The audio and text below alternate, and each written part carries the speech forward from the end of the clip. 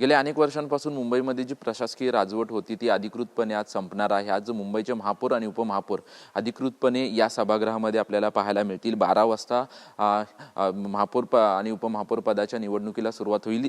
केवळ औपचारिकरित्या जी आहे ती या ठिकाणी सुरुवात होणार आहे, कारण की ही संपूर्णपणे निवडणूक जी आहे ते बिनविरोध केली जाणार आहे, कारण की ठाकरेंच्या शिवसेनेकडून किंवा इतर पक्षाकडून कोणीही उमेदवारी अर्ज दाखल केलेला नाही। आणि त्याच्यामुळे आपण पाहतोय की या सभागृहामध्ये मुंबई महानगरपालिकेची आजची पहिली सभा जी आहे ती या ठिकाणी पार पडणार आहे आणि संपूर्ण सभागृह जे आहे ते सभागृह सज्ज असल्याचं आपल्याला पाहायला मिळतंय।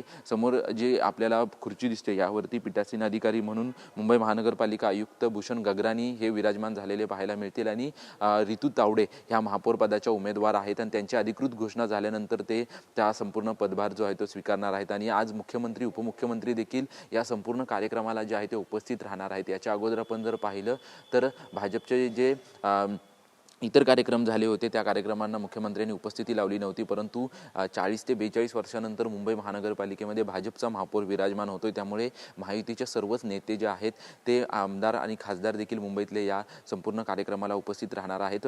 9 वाजल्यापासून सर्व नगरसेवक यायला सुरुवात होईल।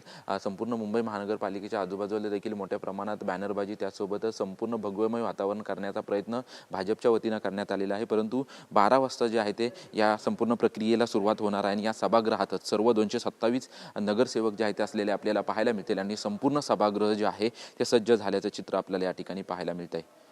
कॅमेरामॅन सिद्धेशसह निवृत्ती बाबर, TV9 मराठी, मुंबई।